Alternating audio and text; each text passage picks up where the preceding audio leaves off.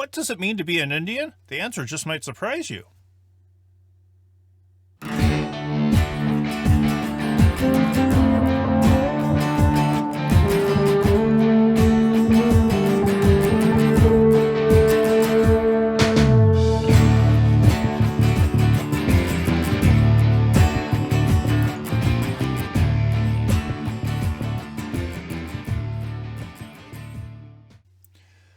For our latest paper, we're really working with identity, and identity is one of the screwiest, weirdest, trickiest, mind-bendingest things you'll ever have to deal with.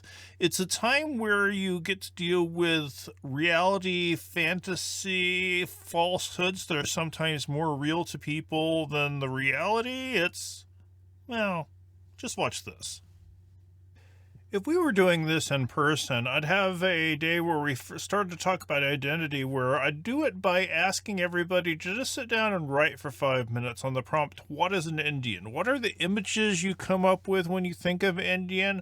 What pictures pop up into mind? What's the description? What basically comes to mind when you think of Indian? Now, there's going to be one or two people in every single class who bring up Indians from India, but we all know that's not what we're talking about. We're talking about the traditional American view of an Indian. There's going to be one or two people who ask why we're not using the term Native Americans, and there's plenty of other videos that go over that. Now, let's go over the specific image that I get when people want to describe an Indian to me. And it always involves a few things. Amongst the first things that students will ever say is teepee, feathers, peace pipe, tomahawk, buffalo. Now, not only is this a very particular view of an Indian, it's a view that's rooted in a particular time set, too. Do we think of contemporary Indians? No. If you do, there's that one Weisenheimer who will bring up casinos. But that's not what most people think of when they think of Indians. They think of a particular variety of Indian, too, generally a Great Plains Indian from the 1800s. And as you can see by the map, there were tons of different tribes/nations. We don't talk about the Seminoles from Florida, unless you're talking about the college football team. Incidentally, I just found out that the Seminole tribe in Florida owns the Hard Rock Cafe chain. Never would have guessed. We also don't talk about the Pacific Northwest tribes. Are any of these alike? Well, in some vague ways, but we tend to boil it down to the 1800s Plains Indian. It's a stereotype for sure. And what does our society do with that stereotype? It gets a little ugly. Halloween costumes, performance costumes, fashion costumes. These are the ones that really strike me as just being wrong on a whole bunch of levels. So, where do we get this fake image of an Indian? Obviously, it's not because we know a whole bunch of Plains Indians from the 1800s. Most of us don't know many natives at all. The answer is media. Even though Westerns aren't a currently popular form of entertainment, they are the root of the Native American stereotype. And here's the screwy thing about relying on films for your image of a group of people. Most of the Indians in movies were not played by Indians actors. They're usually white people with makeup. The first movie that ever had all natives playing native roles was Dances with Wolves in the 90s. And this was an interesting one because in order to get enough actors to fully stock the native roles with native characters, they had to get native actors from all over the place, including Graham Greene, who's a Canadian. First Nation is what they call them up there. Is it just Indian identity which gets really screwy? Well, no, we're screwy with a whole bunch of identities. Since they've been making movies, they've been making Zorro movies. Zorro is a character who was a wealthy landlord in Mexico who decided to fight on the side of justice, and he was a good swordsman. The thing is, all of these Zorros were played by white guys, white Americans, until Antonio Banderas did it in the 90s. So this was a very thoughtful depiction of race in this movie? Well, no, because his love interest was played by Catherine Zeta-Jones. You can see her on the back here. And she ain't Mexican. She ain't Latino.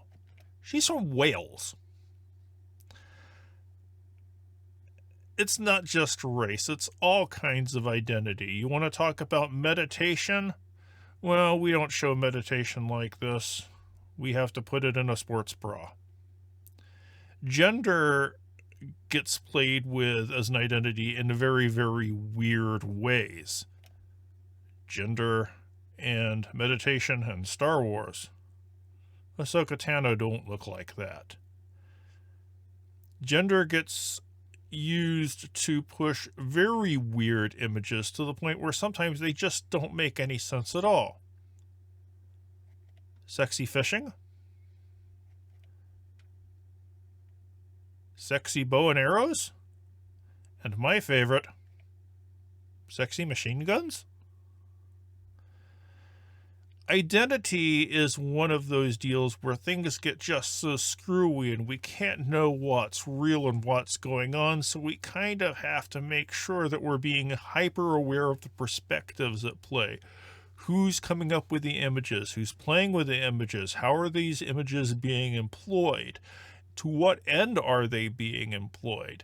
Because those images of different groups aren't ever being used naively. There's almost always some level of power at work, and that's one of the things we get to trace. Identity is a strange thing to study because you get to deal with a very blurry line of what is real and what's not, and you realize very quickly that just doesn't matter. The stereotypes that people have often hold more power than the reality, and this is one of the reasons I do the whole Indian thing, because everybody has heard these images, everybody is very quick to come up with these images. And these images guide how people think of Indians, of Native Americans, or whatever term the people themselves prefer. The images that are clearly fake because they're rooted in 1800s Plains Indians, almost always male, and that doesn't describe the reality of the situation now at all. So the images themselves are really fake, but since that's what people think of, that's what drives their action. Most people don't know the reality of Native Americans, Indians, whatever, in our contemporary society. So this image that's false has more power to people than the reality. So fantasy and lies is real to people when reality isn't. It's one of the reasons you really have to keep perspective in mind, because it's a different thing to trace what it means to be an Indian than what it means to be an Indian according to this text or this person. And this is one of the reasons specificity gets important, and this is something we're going to keep coming back to. And we're going to talk more about identity in another video. In fact, let's continue this conversation there. I'll see you in the next video. Bye!